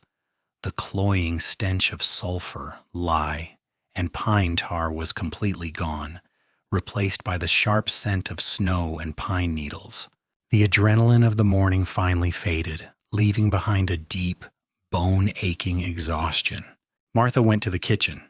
The stove fire had burned down to gray embers. She built it back up with dry, split hickory. She pulled out the heavy iron skillet. She sliced thick cuts of cured salt pork and cracked 6 eggs, letting them fry in the popping, rich grease. She cut thick slices of the bread she had baked the day before. Arthur came in from the porch, his breath pluming in the cold air. He washed his hands at the indoor pump. He walked to the wooden table and sat at the head. Leo climbed up onto the long bench beside him, leaning his head against his father's thick arm, perfectly content. Martha plated the hot food. She set a heavy ceramic plate in front of Arthur. She set one in front of Leo. She turned to go back to the dry sink, intending to eat her portion standing up, leaning against the counter as she had done every single day since she arrived. It was the unwritten, unbreakable rule of the servant. Martha. Arthur's voice stopped her. She turned around. Arthur had pushed a third heavy wooden chair away from the table. It sat directly across from him. He pointed a calloused finger at it. "Sit," Arthur said. Martha looked at the chair. She looked at Arthur. His gray eyes were steady, entirely clear, and completely respectful. He was not giving an order to a maid. He was offering a place to an equal, a fellow soldier who had held the line when he could not. Martha walked to the table. She pulled the chair out. She sat down. She picked up her iron fork. They ate in absolute silence, the warm food filling their empty stomachs, the bright sunlight pooling on the freshly scrubbed floorboards. The war was officially over. The wooden gavel struck the heavy oak block. The sound echoed through the packed county courthouse with the finality of a coffin nailing shut. It was 1 week after the blizzard. The courtroom in town was suffocatingly full. The air was thick with the smell of wet wool, cheap tobacco, and nervous sweat. The entire town had crammed into the wooden pews. They had come for a spectacle. They had come expecting to see the final tragic end of Arthur's estate, and perhaps to watch the scarred, cursed maid be officially banished by a judge. Mrs. Higgins sat in the front row, wearing her silver fox shawl. Reverend Miller sat beside her, his leather-bound Bible resting on his knee. They were ready to witness God's righteous judgment. Instead, they witnessed a slaughter. It was not a slaughter of bullets and blood. It was the absolute methodical destruction of a human being's reputation using nothing but paper, glass, and ruined cloth. Agatha sat at the defense table. She did not look like a pious pillar of the community. She had been stripped of her high-collared black silk. She wore a coarse, gray, state-issued dress. Her hair was pulled back into a severe, unflattering knot. The heavy iron shackles remained around her wrists, the chain resting coldly on the wooden table. She looked small. She looked terrified. Sheriff Miller stood at the front of the room. He did not speak with malice. He spoke with the cold, bureaucratic precision of the law. He placed the heavy glass vial of dark green oil onto the evidence table. Beside it, he laid the crumbling, yellowed linen sheet. Then Dr. Vance took the stand. The esteemed physician looked physically ill. He refused to look at the crowd. He refused to look at Arthur. He stared at his own trembling hands as he systematically dismantled his own medical credibility to save himself from an accessory charge. "The substance is pure urushiol," Dr. Vance testified, his voice a reedy whisper that forced the packed courtroom to lean forward to hear. "Combined with raw alkaline lye and sulfur, it is a highly corrosive, blistering agent. It was deliberately applied to the child's skin to cause necrotic-appearing lesions. It was torture, Your Honor, plain and simple." A collective gasp rippled through the wooden pews.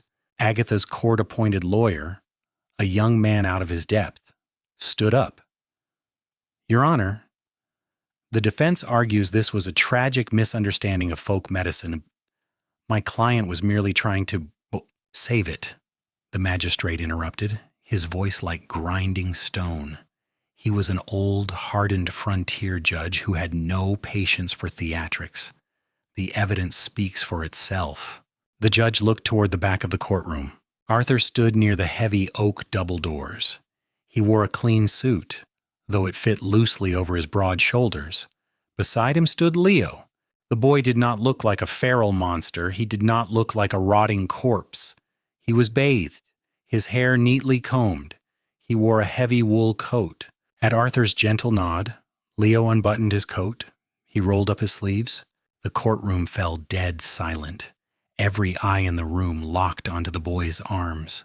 The deep, pink, healing burn scars were stark against his pale skin. They were the undeniable physical map of a 6-month nightmare. Mrs. Higgins stared at the child, the color completely drained from her face. She pulled her fur shawl up over her mouth, her eyes wide with sudden sickening realization. She had stood on her porch and condemned a scarred woman for bringing a curse. while she had sat in church every Sunday next to a woman who was melting a child's flesh with acid. Reverend Miller slowly picked up his Bible. He did not open it.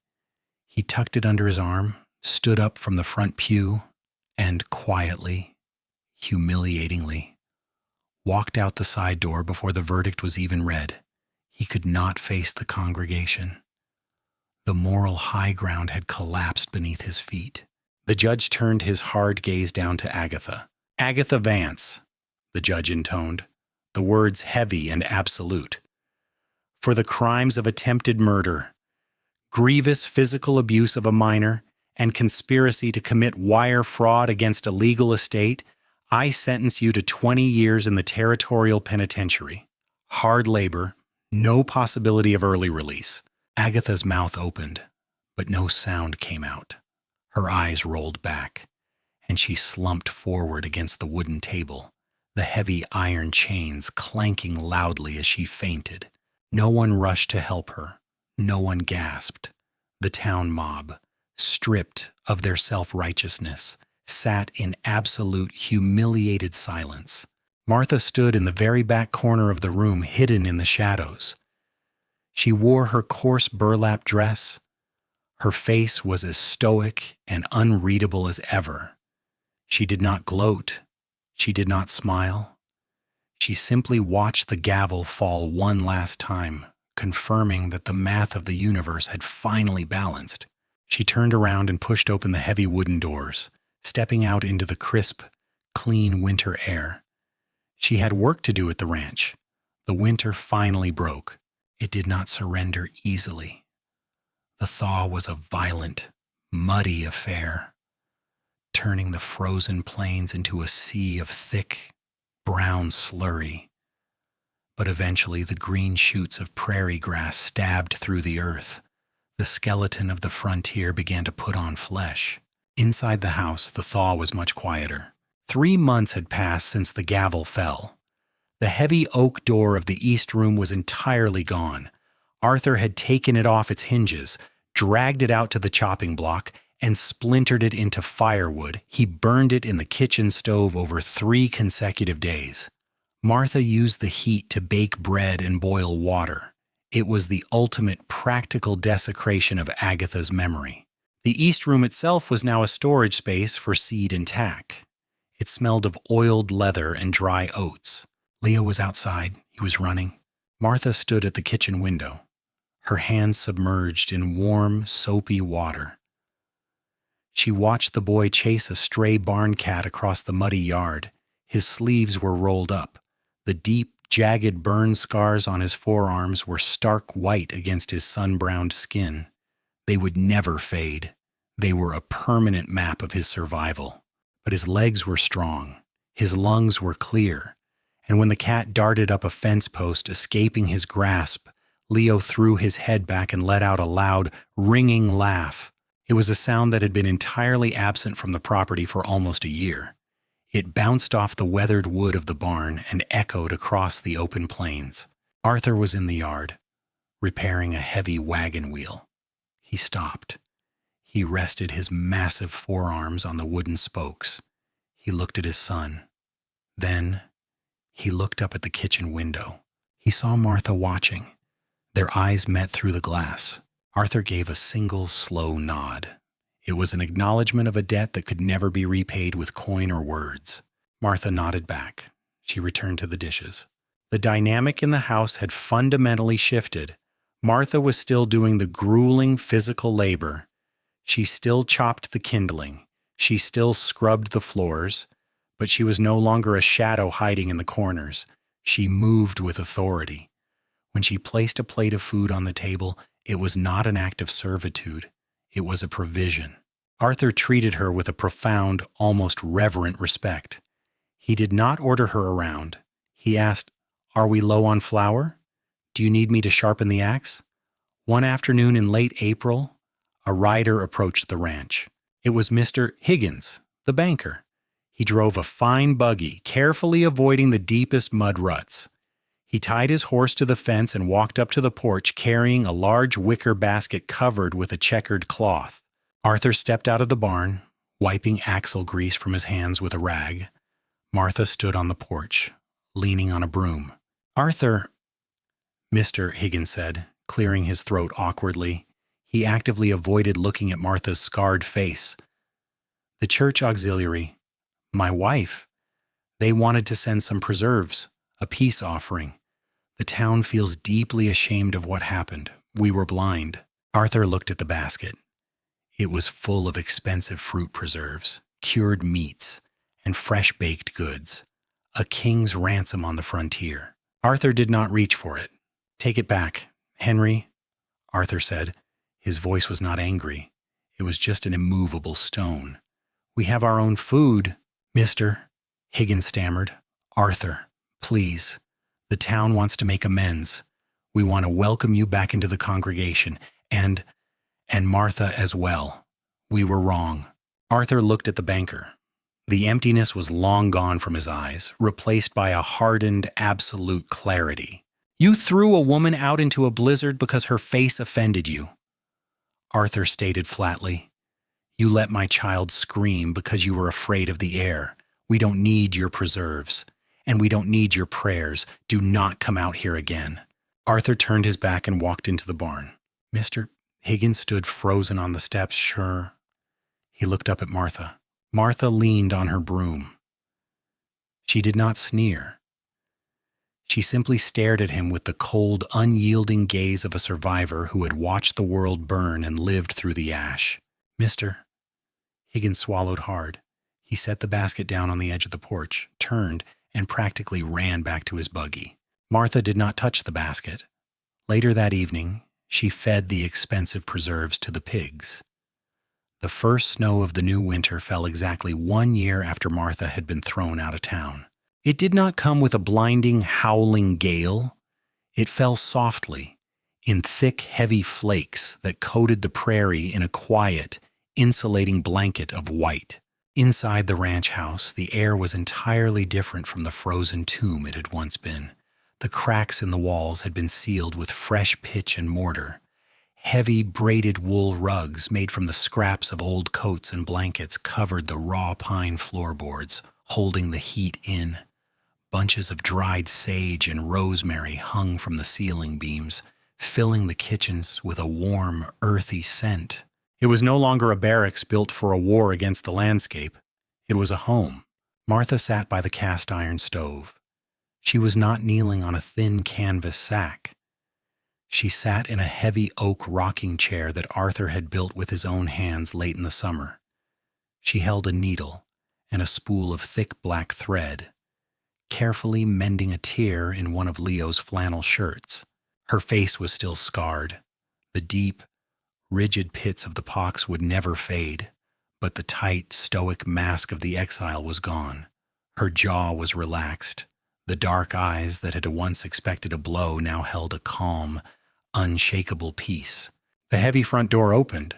Arthur stepped inside, stamping the fresh snow from his boots.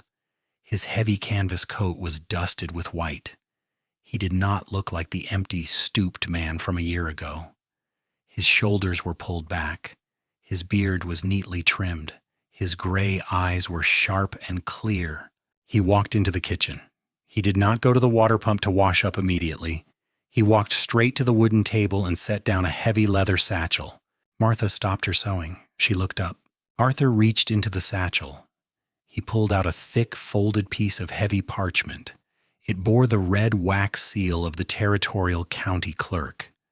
He walked over to Martha and held the document out to her. "I rode into town this morning," Arthur said.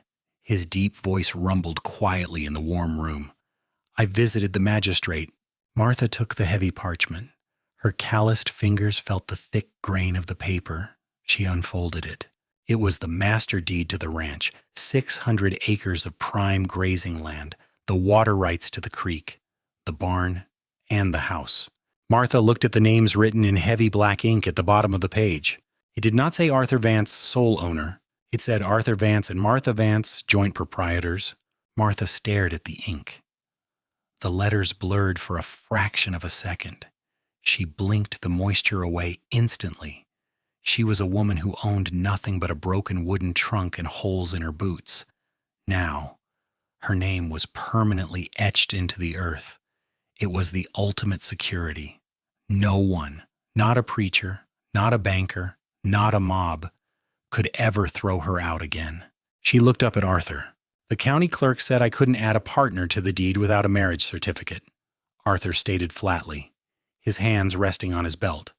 So I signed one, and I signed the adoption papers for Leo. He needs a mother who knows how to fight. It was not a romantic proposal. There were no flowers. There were no trembling declarations of passionate love. It was a contract of absolute, unbreakable trust. It was bedrock. Martha did not smile. She simply folded the heavy parchment carefully, treating it with the reverence of a holy relic, and placed it in her apron pocket. The roof in the barn still needs patching before the heavy drifts come, Martha said, her voice steady and practical. Arthur's eyes softened. He understood the language perfectly. I'll start on it tomorrow. Arthur turned away. He walked to the freezing entryway near the front door. Hanging on the outermost wooden peg, the peg meant for temporary hired hands, the peg closest to the cold, was Martha's worn, heavy wool coat. It had hung there for a year, a silent testament to her readiness to be exiled at a moment's notice. Arthur reached up. He took her coat off the outer peg. He walked back into the warmth of the kitchen. Next to the stove, driven deep into the strongest load-bearing timber of the house, was a heavy iron hook. It was where Arthur hung his own coat. He placed Martha's coat on the iron hook, right over his own. He didn't say a word. He walked to the wash basin and began to scrub the cold from his hands. Martha picked up her needle and resumed mending the flannel shirt. Upstairs, Leo slept soundly in his warm bed, completely unafraid of the dark. They didn't need the town's permission to exist. The lamp burned between them, and it was enough.